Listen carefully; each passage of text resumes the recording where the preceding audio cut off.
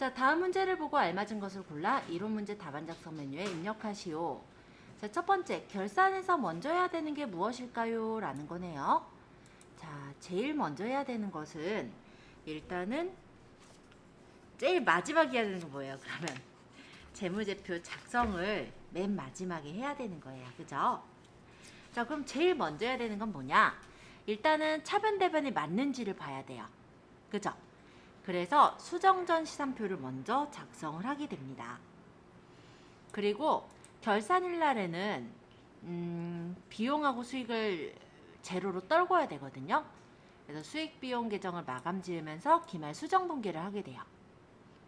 그러고 맨 마지막에 이제 재무제표를 작성하는 순서예요. 그래서 일단 먼저 수행해야 되는 건 시산표부터 작성한다. 왜냐하면 분계를 했던 것들이 차변 대변이 맞아야 일단은 그래도 문제가 없는 거잖아요. 차변 대변에 문제가 있다라고 한다면 그거부터 검증을 해야죠. 따라서 1번에 2번. 자, 두 번째. 다음 자료에 의하여 결산 시 재무상태표에 표시되는 현금 및 형성 자산 금액은 얼마이냐? 자, 국세환급통지서 이거 현금 및 형성 자산이죠. 3개월 안에 현금화가 되는지를 따져보면 돼요.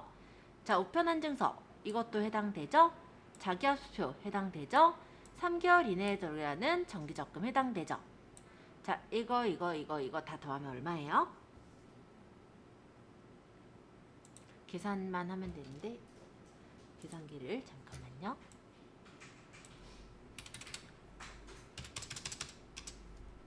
20만원, 만원, 3만원, 50만원, 74만원. 답은 3번이네요.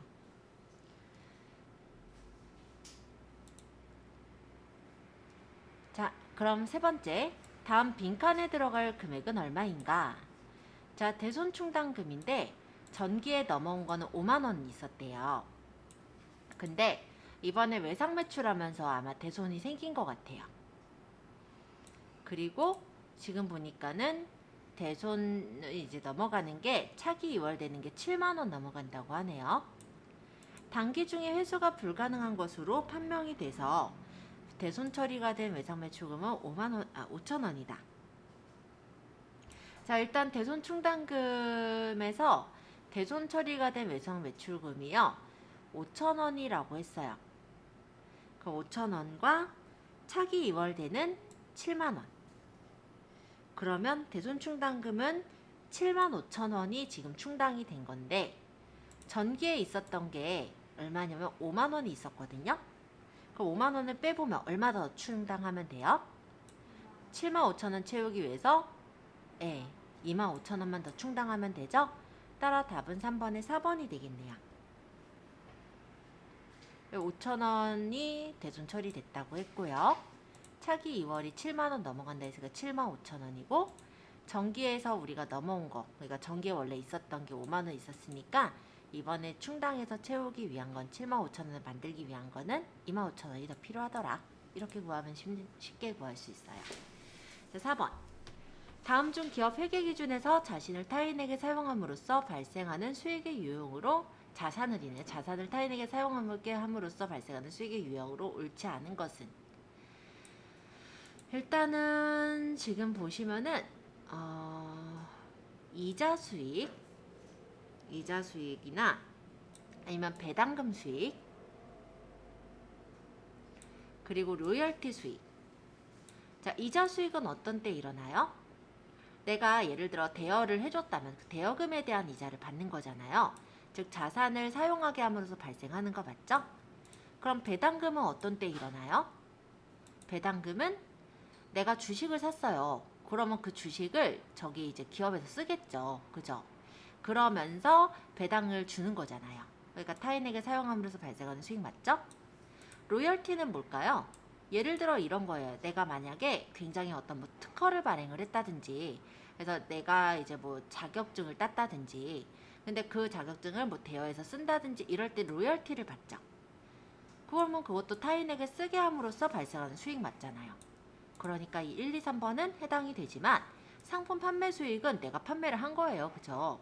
상품을 판매해서 생긴 수익이기 때문에 옳지 않은 건 4번에 4번이 되겠습니다. 이거는 그래서 4번이 답이 되겠다. 자, 5번. 다음 중 유형자산의 감가상각비를 계산하기 위한 필수 요소가 아닌 것은? 감가상각비의 세 가지 요소 기억하시죠? 취득원가, 잔존가치, 내용연수. 답은 1번이죠. 자, 6번. 무형자산과 관련된 설명으로 옳지 않은 것은? 무형자산은 회사가 사용할 목적으로 보유하는 물리적 실체가 없는 비화폐성 자산이다. 네, 물리적 실체가 없다라는 부분에서는 일단 맞는 부분인 것 같고요. 자, 그 다음에 개발비는 개발 단계에서 발생을 해요. 그래서 미래의 경제적 효익을 창출할 것이 기대되기 때문에 무형자산이죠. 자, 근데 내부적으로 창출한 거는 무형자산이 될 수가 없습니다. 기본적으로 우리가 자산인지를 책정하기 위해선 객관적이어야 되잖아요. 근데 내가 만들었다라고 한다면 그게 얼마라고 계산을 하기가 어렵죠. 그래서 그런 것들은 무형자산이 될 수가 없어요. 만약에 내가 어떤 업체를 사가지고 인수를 했다라고 한다면 객관적인 그런 부분이 있잖아요. 그건 이제 무형자산이 될 수가 있지만 얘는 내부적으로 창출했기 때문에 옳지 않은 건 3번. 내용 읽어볼게요. 연구 단계랑 개발 단계에서 무형자산이나 비용으로 구분할 수 없을 때 발생할 지출은 그냥 일단은 무조건 좀 뭐랄까 보수적으로 보는 거예요. 그래서 모두 연구 단계에서 발생한 것으로 보도록 되어 있습니다. 따라 옳지 않은 건 6번에 3번이고요. 7번. 다음 자료를 바탕으로 자본 조정의 금액을 계산하면 얼마냐? 자본 조정을 따져라 라는 거네요. 감자차손 자본 조정이죠? 자기주식 자본 조정이죠? 두 개 계산하면 60만원. 답은 1번. 주식 발행 초과금과 자기주식 처분 이익은 자본 잉여금에 해당이 됩니다. 자, 8번. 다음 중 전자제품 도소매업을 영위하는 주 세무의 단기 손익계산서상 영업이익에 영향을 미치는 거래로 볼 수 있는 것은? 영업이익에 영향을 미치는 거래라고 하네요. 자, 노후화된 업무용 차량을 중고차 매매상사에 판매하고 유형자산 처분 손실을 계상했다. 사업 운용자금에 대한 대출 이자를 지급하고 이자 비용으로 계상했다. 상품을 홍보하기 위해 광고물을 제작하고 광고 선전비로 계상하였다. 자, 영업이익은 영업에 의해서 일어나는 이익이거든요. 자, 상품을 홍보하기 위해 광고물을 제작했다면 판관비죠. 그죠? 광고 선전비는 판관비 쪽이에요. 따라서 영업이익에 영향을 미치는 요소가 됩니다. 따라서 답은 3번이 되는 거죠. 근데 업무용 차량을 판 거는 이거는 실제 뭐 판관비라고 할 수는 없어요. 왜냐하면 판관비라는 건 내가 어떤 상품을 판매하거나 관리하기 위해 들어간 비용인 건데 이거는 그냥 영업에 대해서 쓰던 그런 업무용 차량일 뿐이잖아요. 그러니까 영업이익으로 들어가는 게 아니라 영업외로 들어갔어야 맞겠죠. 얘도 대출 이자잖아요. 이것도 그래서 영업외로 들어갔어야 됐을 것 같고. 자, 어쨌든 그래서 답은 8번에 3번. 자, 9번 문제. 원가에 대한 설명으로 가장 옳지 않은 것은? 제조원가는 재료비, 노무비, 그리고 제조 간접비. 예, 맞네요. 직접 재료 원가는 기초 원재료 재고액과 단기 원재료 매입액에 합계해서 기말 원재료 재고액을 뺀 것이 재료비죠. 네, 재료 원가란 재료비니까 네, 맞는 얘기네요. 제품 생산량이 증가하여도 관련 범위 내에서 단위당 고정원가는 일정하다? 자, 단위당이라는 건 한 개당을 말해요. 자, 이렇게 생각하시면 돼요. 우리가 하나를 만든다 라고 했을 때 장소를 빌려서 하나를 만들어요. 그러면 제품 하나 만들 때 장소 빌리는 비용이 100만 원이라면 제품 하나당의 고정원가는 100만 원이 들어간 거죠. 근데 제품을 두 개 만들 때도 장소를 두 개 빌려야 되는 게 아니라 그 장소에서 만들면 되잖아요. 그럼 두 개 만들 때 일당 고정 비용은 100만 원이 들어간다라고 가정한다면 제품 하나당 금액은 얼마예요? n분의 1이니까 50만 원이 되죠. 즉 고정원가는 일정하다가 아니라 이 제품에 대한 단위당 고정원가는 감소한다가 들어갔어야 됐겠죠. 그래서 3번이 틀린 게 되겠네요. 단위당이 없이 그냥 그냥 고정 원가는 일정하다는 당연히 맞겠지만 단위당이라는 건 한 개당을 말하거든요. 그렇기 때문에 감소한다가 돼야 됩니다. 혼합원가는 조업도의 증감에 관계없이 발생하는 고정비와 조업도의 변화에 따라 일정 비율로 증가하는 변동비로 구성된 원가이다. 맞고요. 10번. 회사는 제조간접비를 직접 노무시간을 기준으로 배부하고 있다. 단기말 현재 실제 제조간접비 발생액은 7만 원이고 실제 직접 노무시간은 700시간이며 예정 배부율은 시간당 95원이래요. 자, 예정 배부율이 시간당 95원이고 실제 직접 노무시간이 700시간을 일을 했다라고 가정을 해본다면 한번 예정 배부가 얼마가 됐을지 한번 해볼게요. 자, 시간당 95원에 곱하기 700시간. 그러면 66,500원이 됐어야 되거든요. 근데 발생 얼마 됐어요? 7만원 됐어요. 그러면 3,500원이 적게 배부가 된 거죠. 3,500원 과소 배부. 10번의 답은 2번입니다. 자, 11번. 다음 중 보조부문 원가의 배부 방법 중 가장 정확한 거. 자, 직접, 상호, 단계 이렇게 3개 있었죠? 간접 배부법 없었어요. 자, 제일 대충한 거 직접 배부법, 중간에 해당하는 것 단계, 제일 정확한 거 상호. 그럼 답은 11번에 3번. 자, 12번. 다음 자료를 이용하여 평균법에 의한 가공비 완성품 환산량을 계산하시오. 재료비는 공정 초기에 전량 투입되며 가공비는 공정 전반에 걸쳐 균등하게 발생됨.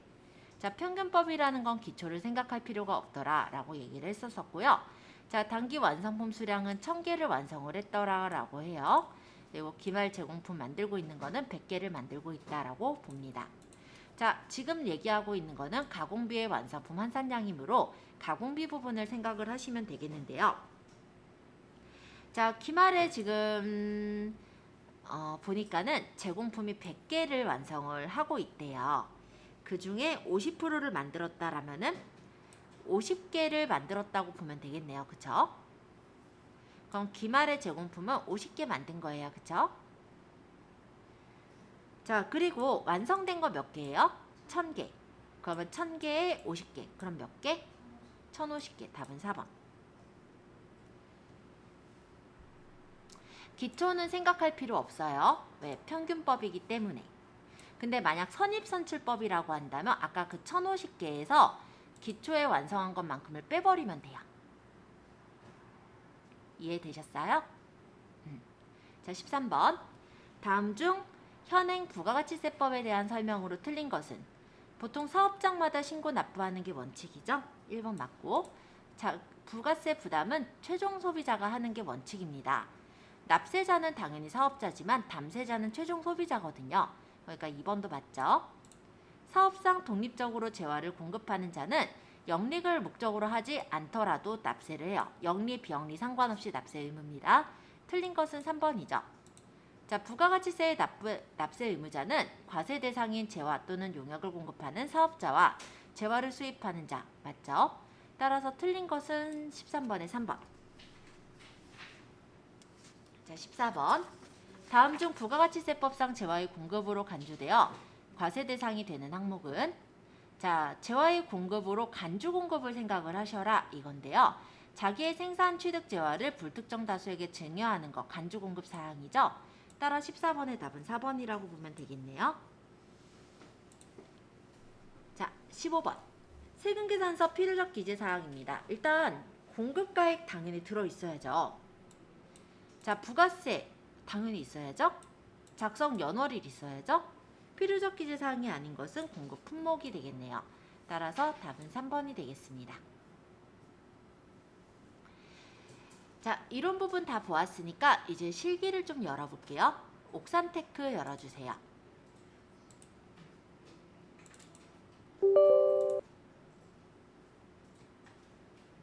회사 코드는 옥산테크가 왜 안 보이지? 잠깐만요. 나왔다. 자, 첫 번째 문항부터 읽어볼게요. 자, 사업자 등록증을 수정하시오 라는 내용이에요. 자, 일단 사업자 등록증을 수정할 거니까 기초정보관리의 회사 등록으로 가셔서 확인하도록 하겠습니다.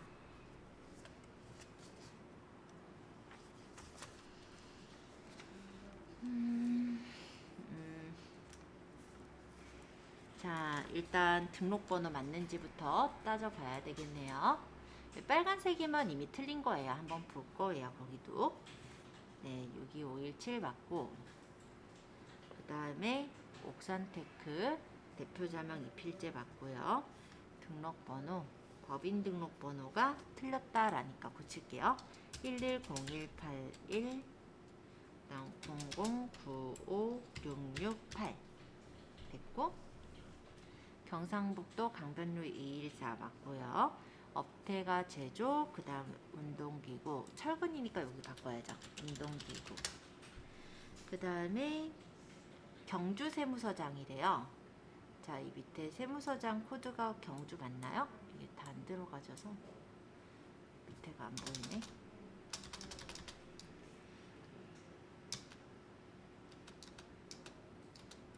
밑에가 안 보여서 잠깐만요. 옆에서 좀 보고 올게요. 네, 경주가 아니라 사업장 관할 세무서가 경산으로 돼 있네요. 이거 관할 세무서가 경주죠. 경주로 바꿔주셔야 되겠어요. 21번의 사업장 관할 세무서, 여기서 지금 안 보이는데 제가 화면을 키워놔서 그렇거든요. 지금 경주로 바꿔주셔야 돼요. 자, 뭐뭐 바꿨나 보면은 법인 등록번호 바꿨습니다. 그리고 철근을 운동기구로 바꿨습니다. 또 21번에 경산이 아니라 경주로 바꿨어요. 자, 이렇게 3개 바꿔주셨으면 맞아요. 자, 두 번째. 다음 자료를 보고 계정 가문 및 적요 등록에 반영하시오. 코드가 딱 나와 있죠? 그러면은 우리가 바로 계정 가문 및 적요 등록에다 코드를 적어 주시면 돼요. 코드가 지금 적혀 있는 게 853번. 이렇게 딱 적으면 사용자 설정 계정 과목 이런 식으로 코드가 찾아지고요. 얘를 바꿔주시면 되겠죠? 행사비. 그리고 성격은 경비. 대체적요에 여기 현금적요고 이 밑에가 대체적요. 1번 학회 행사비용 지급. 네, 이렇게 만들어주시면 됩니다.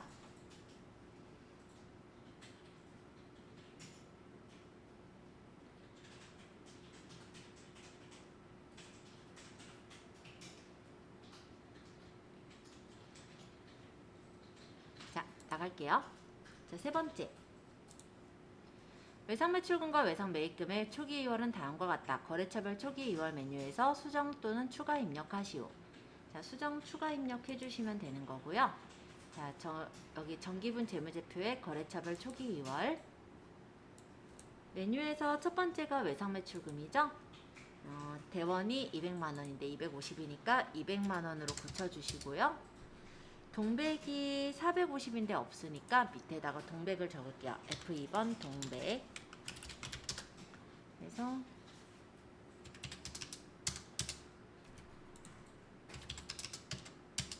그 다음에 소백이 200만원. 이건 맞네요. 그 다음 이제 외상매입금으로 가서 비바산업은 없대요. 비바산업의 올바른 금액이 짝대기만 있잖아요. 그죠? 비바는 없애면 되겠다. 그쵸? 그럼 비바 삭제할게요. F5번이 삭제예요. 그 다음 우송유통이 금액이 다르죠? 43 플러스 공간기업이 200 맞네요. 자, 이렇게 해서 일단은 기초정보 입력 완성했고요. 자, 두 번째 이제 일반 전표 입력으로 가도록 하겠습니다. 근데 방금 같은 경우에 네. 비발산업 그냥 0으로 해놔도 되는 거예요? 아니면 삭제해줘야 되는 거예요? 비발산업이 금액이 없어요. 어차피 제로로 떨궈야 되기 때문에 굳이 0으로 해서 내비둘 필요는 없을 것 같아요. 그냥 제거하시는 게 깔끔할 것 같고요. 0으로 한다고 해도 아예 틀린 답은 아닐 것 같아서 그거는 아마 맞게 처리해 주지 않을까 싶기는 합니다. 하지만 좀 부정적으로 원래 계산을 해야 되잖아요. 언제나 좀, 네, 그래서 약간은 그렇게 우리가 해주지 않을까로 넘어가면 안 되고 가급적이면은 처리해 주시는 게 맞다라고 보면 될 것 같아요. 어쨌든 제가 볼 때는 0으로 적어도 맞는 걸로 처리는 될 거예요. 자, 7월 3일자 공장에서 사용 중인 기계장치 수리비로 1,500만 원을 한국의 보통예금으로 이체하였으며 기계장치에 대한 가치가 증가했대요. 자, 이거 수리비가 아니라 그러면 기계장치로 넣으면 돼요.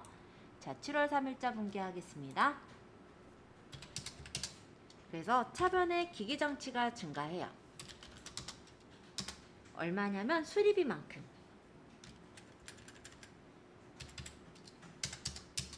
그리고 보통예금으로 이체했으니까 대변회가 보통예금 이렇게 분개해 주시면 됩니다.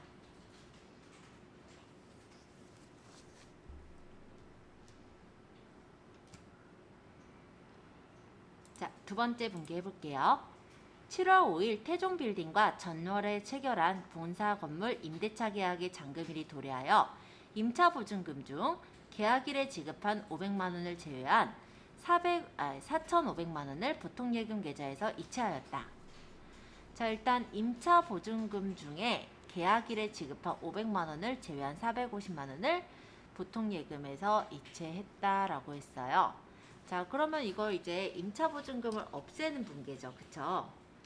자, 임차 보증금 500만 원이 없어지면서 먼저 이때 지급한 건 선급금일 거예요. 선급금을 없애고 보통예금 이체. 자, 분개해 볼게요. 7월 5일자 일단은 차변에 임차 보증금이 사라져야죠. 임차 보증금이라고 한다면 우리가 이제 임차할 때 이제 보증금을 한 건데 이게 지금 잔금일이 도래했으니까 지급을 하고 있는 거니까 차변에 생겨 있는 거예요. 사라진 게 아니라. 그리고 임차 보증금은 태종빌딩.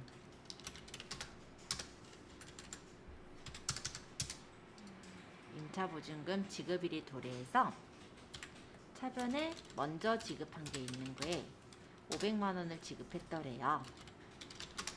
태종빌딩한테 아까 이거 5천만 원이었구나. 이렇게 그리고 나머지를 보통예금으로 지급을 했더라.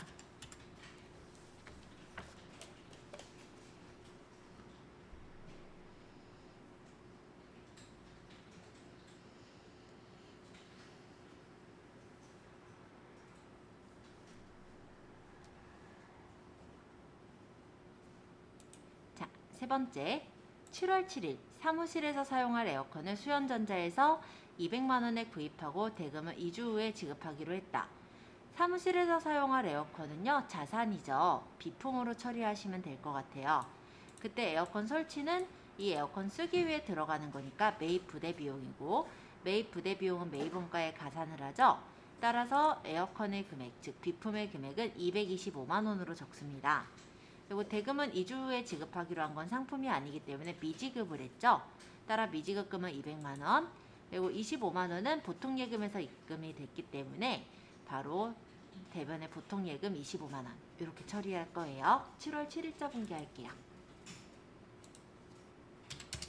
따라서 차변의 비품이 225만 원, 그리고 대변의 미지급금이 200만 원, 그리고 대변의 보통예금에서 지급.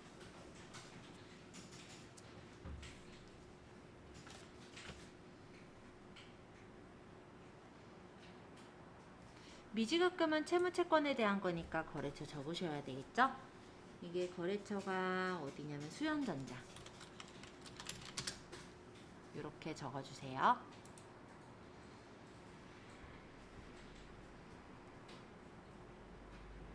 자, 8월 6일자 분개 보겠습니다. 주 달리자의 외상매출금 1,000만 원 중 600만 원은 보통예금에 입금받았고 나머지 400만 원은 자기합수표 즉 현금으로 받았대요. 자, 외상매출금이 사라지니까 대변의 외상매출금, 차변의 보통예금, 그리고 차변의 현금 이렇게 분개할게요.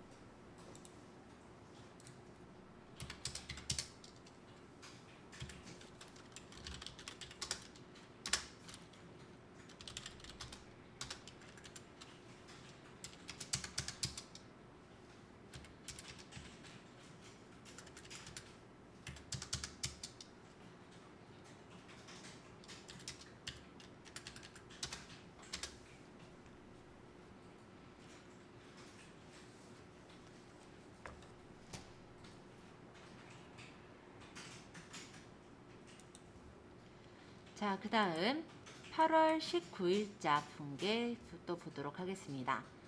8월 19일 전자부품용 기계장치 취득가액이 3,500만원이고 감가상각 누계액이 3,150만원이래요. 자, 그럼 장부가는 얼마인 거예요? 3,500에서 3,150을 빼보니까 350만원 정도 되는 것 같은데, 성능 저하로 폐기됐으면 우리가 그거 다 처분하면서 손해본 거죠. 그쵸? 그러니까 유형자산 처분 손실로 다 처리할 거예요. 자, 기계장치 해볼게요. 8월 19일자. 일단 대변에 기계장치가 원래 금액대로 없어져요. 취득가가 350만원, 3,500만원. 그리고 차변에 감가상각 누계액이 기계장치 거 3,150만원. 근데 이거를 우리가 처분을 해버렸거든요. 유형자산 처분 손실이 됐겠죠?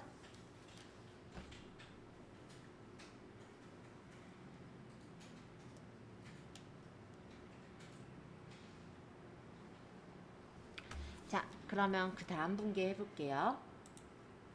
11월 20일 제품의 판매용 사진 촬영을 위하여 손모델인 이아람 씨를 고용하고 수수료인 300만원 중 원천징수세액을 제외한 나머지 금액을 보통예금에서 지급하였다. 단 수수료 비용 계정 과목은 판매관리비 항목을 사용할 것이라고 적혀 있네요. 자, 일단 여기서 이제 손아람 씨를 고용을 하고 원천징수를 했다라는 건데, 이걸 수수료 비용으로 처리하라고 했고요. 원천징수세액은 예수금이죠. 나머지를 보통예금으로 지급을 한 겁니다. 11월 20일자 분개해 볼게요. 그럼 구분에 일단 차변에 수수료 비용, 판매관리비 걸 쓰라고 했으니까 판매관리비 거에 수수료 비용을 적고요. 금액은 300만원. 그 다음에 대변에 예수금, 아까 예수금이 99,000원. 그 다음에 나머지가 보통예금에서 지급이 됐으니까 보통예금 빠져나가면 되겠네요.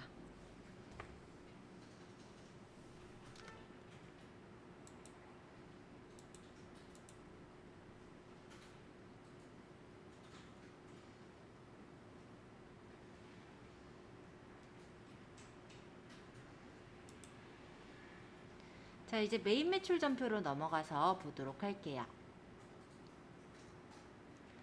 8월 7일 생산부서에서 회식을 하고 법인 체크카드로 결제하자마자 바로 보통예금에서 인출되었다. 체크카드니까 법이 바로 인출이 됐겠죠. 그죠? 자, 어쨌든 지금 나온 거는 카드 전표가 나왔어요. 그쵸? 자, 카드 전표가 나왔으니까 카드 과세로 넣도록 할게요. 뭐 세금 계산서를 따로 받은 게 아니니까. 자, 8월 7일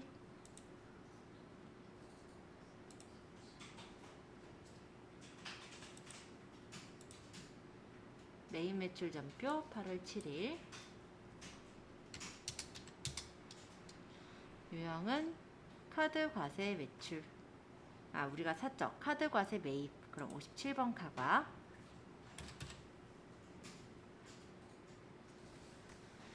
품목은 회식이라고 해놓으면 될 것 같아요. 회식. 그 다음 공급가가 여기 그냥 합계부금을 적으면 되죠. 그리고 코드는 여기가 어딘가 봤더니 동보성. 신용카드는 법인카드, BC카드 썼다고 하거든요. 그리고 보통예금에서 인출이 됐대요. 혼합으로 넣어놓을게요. 생산부서의식이니까 복리후생비인데 500번대 복리후생비고, 대변에 보통예금에서 빠져나갔으니까 보통예금이 나가게 되겠죠.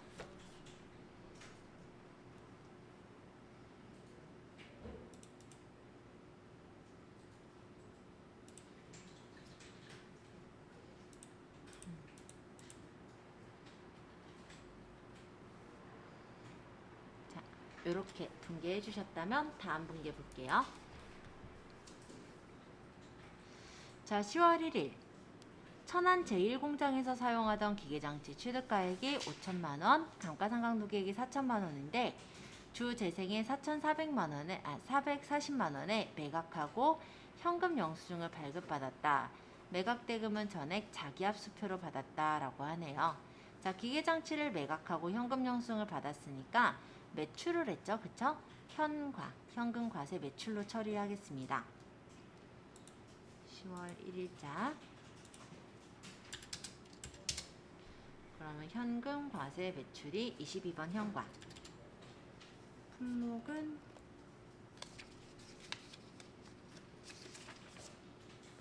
기계장치.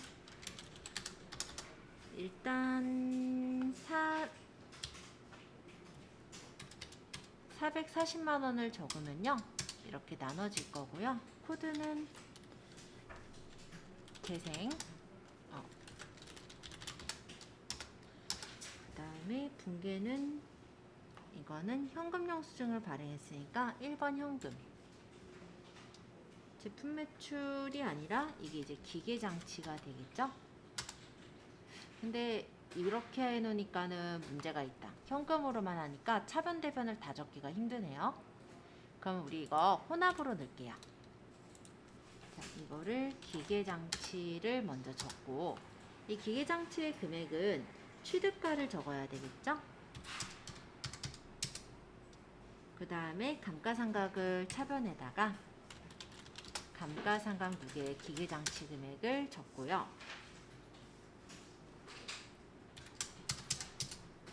그리고 실제 우리가 자기압수표로 받았어요. 그죠? 자기압수표로 받은 거는 440만원.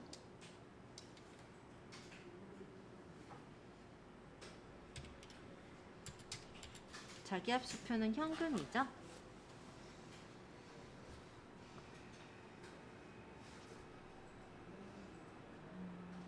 1,000만원. 440에 매각을 했네요. 아, 그러면은 손해봤다. 그쵸? 손해를 봤어요. 유형자산 처분 손실을 본 거고, 그러면 440만원에 매각을 했으니까 현금은 440만원을 받았을 거고, 그럼 손해를 봤네요. 나머지가 손해 금액이 되겠죠?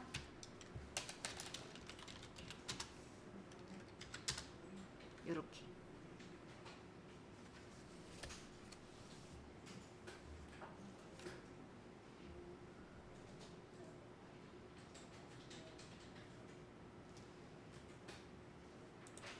자, 그 다음 10월 11일 희망상사의 제품을 판매하고 다음과 같이 전자세금계산서를 발급하였다. A 제품을 팔았다 라는 건고요. 그냥 일반적인 과세 매출이 되겠습니다. 자, 그러면 요거는 지금 10월 11일 유형은 11번 과세, 품목은 A 제품, 수량이 100개, 단가가 5만원, 코드가 옥산테크, 있나요? 희망상사구나. 판매를, 우리가 옥산이군요. 희망상사. 그리고 전자세금계산서 발급했고, 분기가 현금하고 외상비수금 있으니까 혼합. 그리고 차변의 현금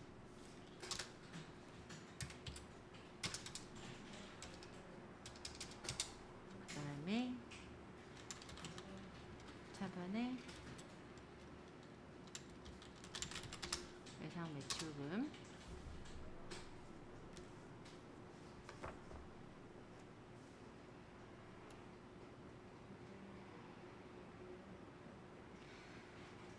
자, 그 다음 거 해볼게요.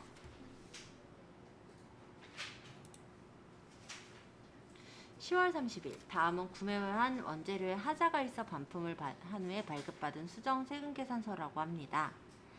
자, 수정 세금 계산서 수치에 동시에 그 원재료 및 외상 매입금과 상계 처리를 했다고 해요. 자, 이거는 우리가 원재료를 세금 계산서를 발급을 받은 거잖아요.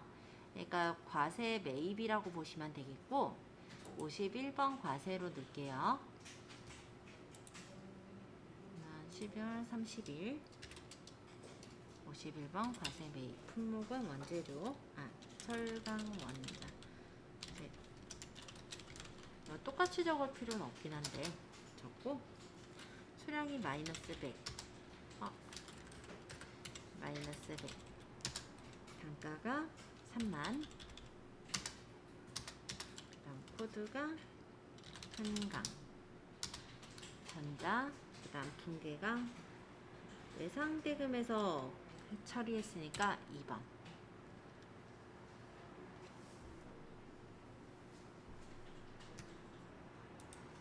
자, 그 다음 11월 10일 남서울로부터 원재료를 1320만원에 매입하고 전자세금계산서를 발급받았다.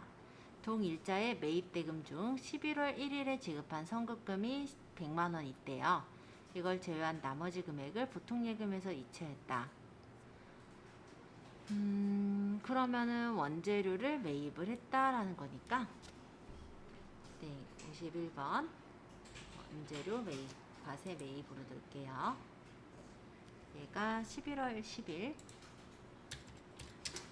유형은 51번 과세, 품목은 원재료. 그 다음에 공급가가 부가세 포함이네요. 여기 적혀 있는 거 보니까.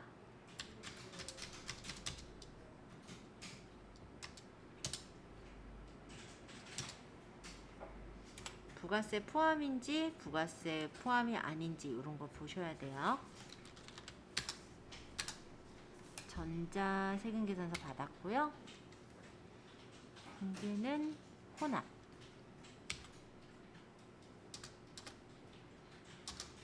그리고 대변에 선급금이 100만원,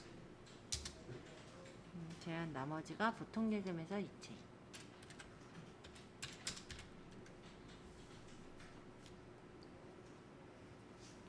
자, 그 다음 11월 19일자 분개해 볼게요.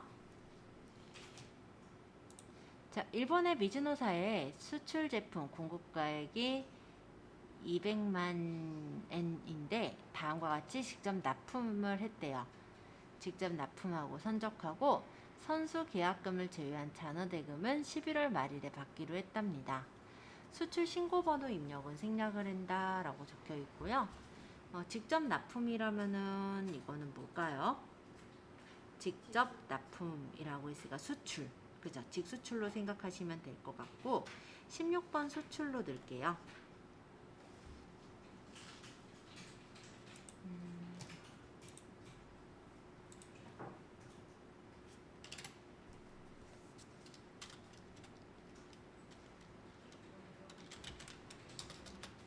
금액을 계산해야 되는데 계산기. 일단 11월 9일 날 선적을, 잠깐만요. 11월 9일 날이 지금 보니까 선수 계약금을 입금받은 때군요. 그리고 보통 예금에 외화로 보유 중이다 라고 적혀 있어요. 그러면 이건 이제 외화로 보유한 게 있고, 그 다음에 11월 19일 날 이게 이제 수출 제품 전체 선적된 게 외화가 금액이 있네요. 이거는 그러면은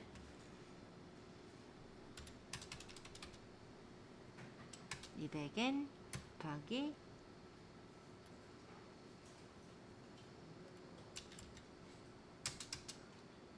100엔당 1,100원이니까 아이 계산하기가 좀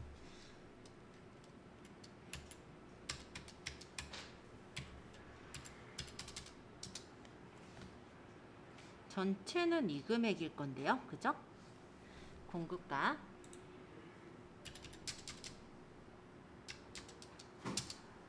그 다음 코드가 미즈노 그 다음에 영세는 직수출 붕괴는 혼합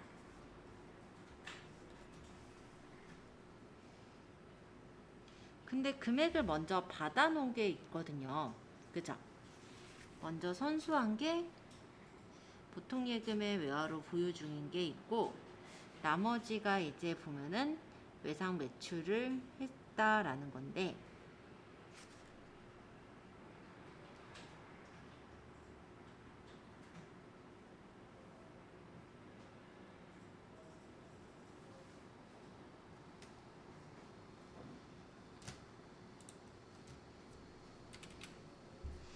아, 왜 갑자기 또 일본 금액이 나와가지고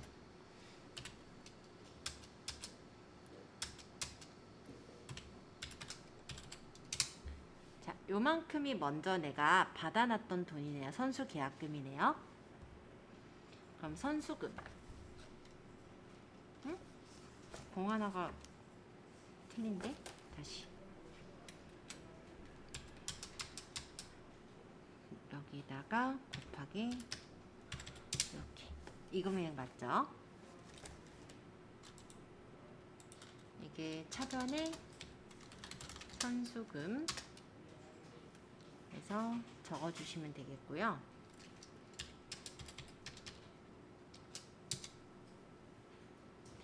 그러면 차익이 나오죠. 자, 외상 매출을 한 거는 얼마가 외상 매출인가 보면은 지금 나머지 금액이 이제 11월 말일에 받기로 한 게 1900000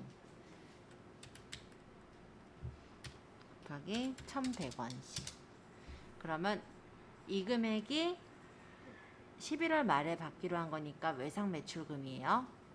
2090만원 차변에 외상 매출금이 2090만원 그럼 차익이 나와요. 그죠? 이게 외환 지금 차익이 되거나 차손이 될 텐데 지금 보면은 손해 본 거죠. 그쵸? 원래 2,200만 원을 받아야 되는데 금액을 적게 받았으니까 외환차손. 와, 요 문제는 좀 어려웠네요. 그죠? 이게 외화로 환산하는 거를 좀 생각해 보면 일단 얘가 아직 돈을 안 받았다라는 것에 생각을 해야 되는데 돈을 받아서 보유하고 있는 거는 선수금으로 이제 들어가게 되는 거고 그리고 아직 안 받은 거는 일단 그때 이제 기준 환율에 따라서 계산을 해야 되기 때문에 차이가 이렇게 나게 됩니다. 자, 11월 19일자 분기까지 했고요. 이제 오류 발견 정정하러 갈게요. 자, 8월 10일 본사 판매부서가 사용하고 있는 화물 자동차에 대해서 주 만능 공업사에서 정비를 받으면서 58만 3천 원을 현금으로 결제하고 현금 영수증을 발급받았대요.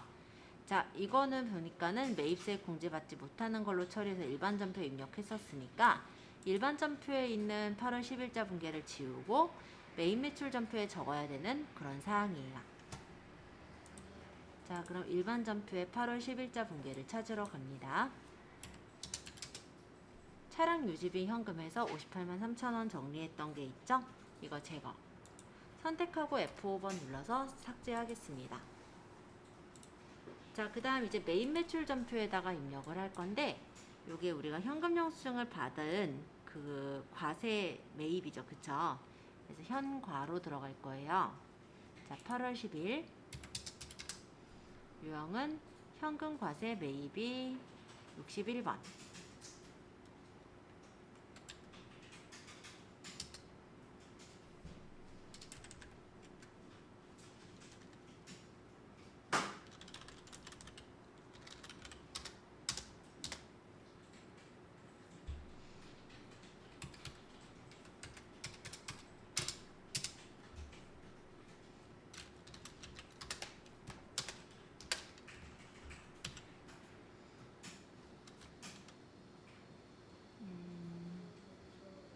화물 자동차에 대한 정비를 받았으니까 차량 유지비로 넣으면 될 것 같아요. 얘가 지금 판매부서 화물 자동차니까 800번대 차량 유지비면 될 것 같네요. 네, 이렇게 해주시면은 되겠죠.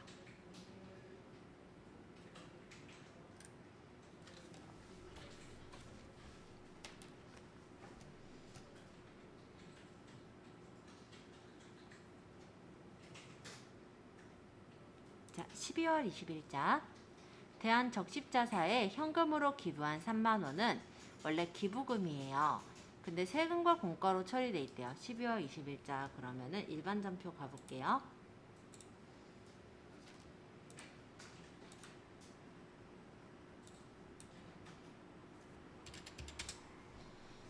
얘를 기부금으로 바꿔주세요.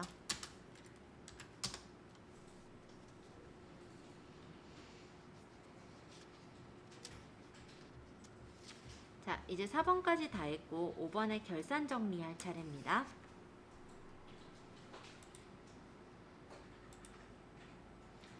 기말 현재 당사가 장기 투자를 목적으로 보유하고 있는 하나가 발행한 주식의 취득 원가 그리고 전년도 말 당해연도 공정가액은 다음과 같다. 단 하나의 전표를 입력할 것이라고 되어 있어요. 자, 그래서 취득 원가는 원래 3천이었는데 전년도 말에 공정가액 즉 시가로 보니까 3,200만원이 됐대요. 근데 당해연도에 보니까 손해봤어요. 그쵸? 2,800만원으로 손해를 봤네요. 자, 그러면은 매도 가능 증권이 지금 얼마가 차이가 나죠?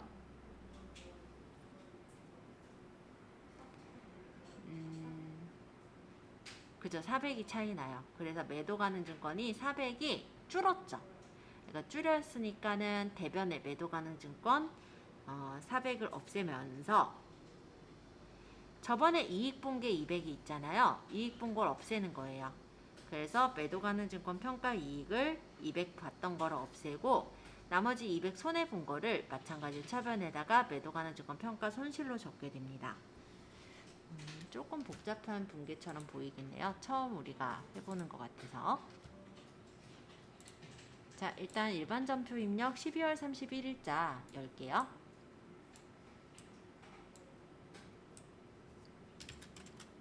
자, 일단 대변에 매도 가능 증권이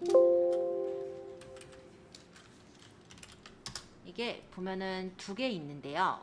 우리가 오래 묵히는 거는 2번이에요. 2번. 요 두 번째 거예요. 178번. 이거를 400만원. 그 다음에 차변에 매도 가능 증권 보면은 평가 이익 봤던 거, 작년도 평가 이익 봤던 거 있죠? 이거 200을 빼요. 그리고 차변에 매도 가능 증권 평가 이번에 손실 본 거 200. 요렇게를 적어 주시면 돼요. 매도 가능 증권 평가 이익이랑 손실도 두 네. 개가 있잖아요. 300번대를 써야 되나요? 900번대를 써야 되나요? 잘못 봤어요. 그쵸? 처음 네. 자, 그러면 두 번째.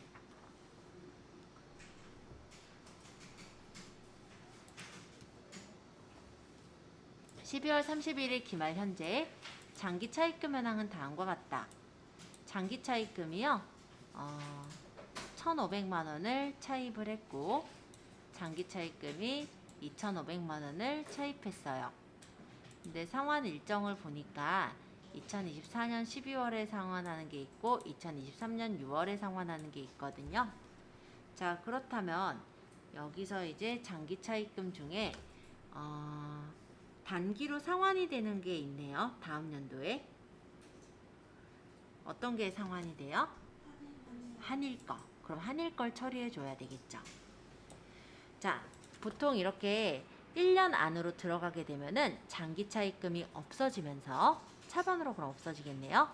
유동성 장기 부채로 바뀌는 거예요. 그래서 장기 차입금 2번에 대한 분개하겠습니다. 12월 31일자 차변에 장기차 입금 한일물산 금액이 얘가 2,500만원 그리고 대변에 유동성 장기부채 한일물산 이렇게 위에 거는 2024년도니까 아직 상환이 안 되잖아요. 그러니까는 아래 것만. 자, 그 다음 3번인데요. 당사는 매 회계 연도 말에 외상 매출금과 받으러 온 잔액의 1%를 대손 충당금으로 설정하고 있다. 이에 대한 기말 수정 분계를 입력하시오. 단기에 발생한 대손 채권은 없는 것으로 가정하고 대손 충당금 설정에 필요한 정보는 관련 데이터를 조회하여 사용할 것. 말이 좀 긴데요. 일단 수정 분계하는 건 똑같아요. 그래서 일단 일반 잔표는 닫도록 하고 결산 자료 입력으로 가서 처리하도록 하겠습니다. 엔터 대손상각 지금 여기서는 외상 매출금과 받으러 온만 처리했죠? 그러니까 나머지는 제거하면 되겠네요.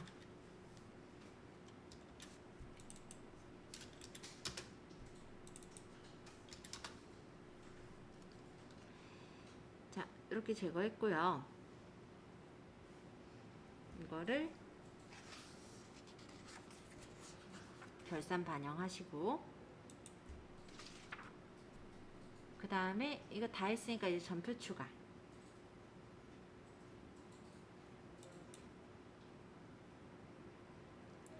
하고 예. 자, 이제 조회 남았네요. 다음 사항을 조회하여 답안을 이론 문제 답안 작성 메뉴에 입력하시오. 자, 2022년 제1기 확정신고 기간에 세금계산서 수치분 중 고정자산 매입을 제외한 일반 매입의 세액은 얼마인가? 자, 일반 매입의 세액을 궁금하다 찾아봐라 이런 문제인데 세금계산서 수치분에 대한 내용을 찾아야 되니까 부가세 신고서로 가서 볼게요. 자, 부가가치 부가가치세 신고서 4월부터 6월까지 여기 보시면 세금계산서 수치분 있죠.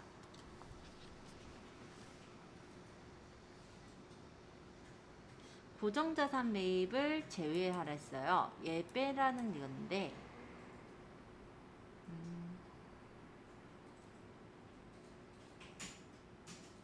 고정자산 매입을 제외한 일반 매입의 세액. 일반 매입은 얘인데 그죠? 일반 매입의 세액. 세액이니까 옆에 70만원 요거 보면 되겠네요. 자, 그 다음 두 번째 선생님 그럼 답이 어떻게 되는 거예요? 답은 70만원이요. 지금 여기 적혀 있는 대로 보는 건데 4월부터 6월까지 중에 얘가 뭐라고 적혀 있냐면 확정신고 그 세금계산서 수치분 중 여기가 세금계산서 수치분이라 돼 있죠? 여기서 고정자산 매입을 제외한 즉 일반 매입에 대한 세액은 얼마인가잖아요. 이쪽은 이제 금액이고 요 옆에가 세액이니까 세액은 70만원. 요거 보고 적으면 돼요. 자, 두 번째 2월 원재료 매입액은 얼마인가? 2월 원재료 매입액은 얼마인가? 자, 이거는 일단은 월계표를 한번 볼까요? 회계관리 1월계표. 왜냐면 월로 이렇게 묶어서 볼 수가 있어서 2월부터 2월까지 이런 식으로요. 원재료로 가서 보시면 원재료가 늘어난 게 매입액이겠죠? 863000000.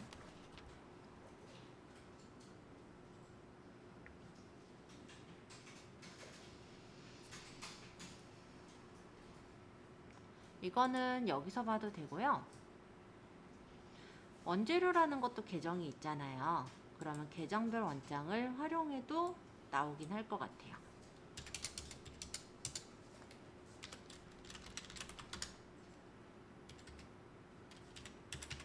이렇게 해서 보면 매입액이니까 차변에 있는 월계를 보여도 똑같이 나오죠.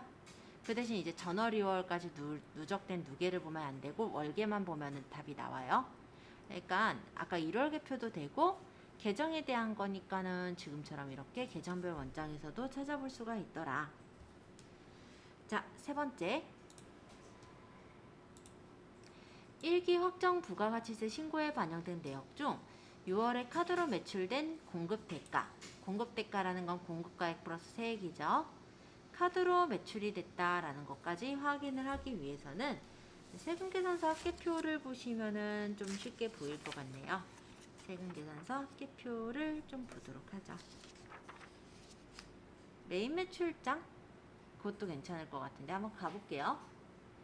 자, 일단 세금계산서 합계표부터 잠깐 들어가서 확인을 해보면 얘는 이제 세금계산서 부분이니까 카드에 대한 거, 얘가 카드에 대한 거랬죠?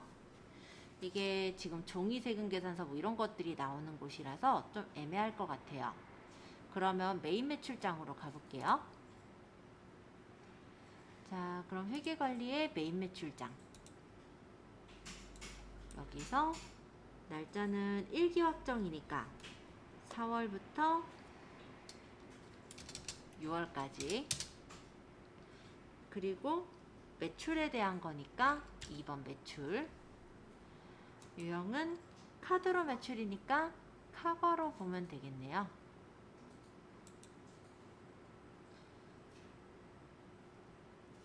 그래서 공급대가는 얼마인가?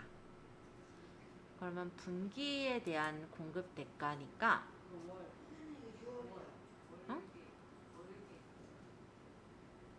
월계요? 아, 6월이에요? 아, 6월달 것만 보래요? 죄송합니다. 예, 그러게 6월을 보랬네요. 제가 4월부터 6월을 왜 봤대? 예, 그러면은 요게 이제 합계액이 되겠죠. 484000, 그죠? 네, 이렇게 해서 2회분을 한번 풀어보았는데요. 어떻게 좀 풀만 하셨어요? 자, 일단 우리가 시험인 만큼 숙제가 있습니다. 근데 숙제는요, 제가 안 한 집중 심화 시험 문제를 풀어보시는 게 숙제예요. 그래서 가급적이면은 쭉 풀어보시고 잘 모르는 것들을 다음 시간에 오셨을 때 저한테 질문 주시면 좋을 것 같아요. 오늘도 고생 많으셨어요.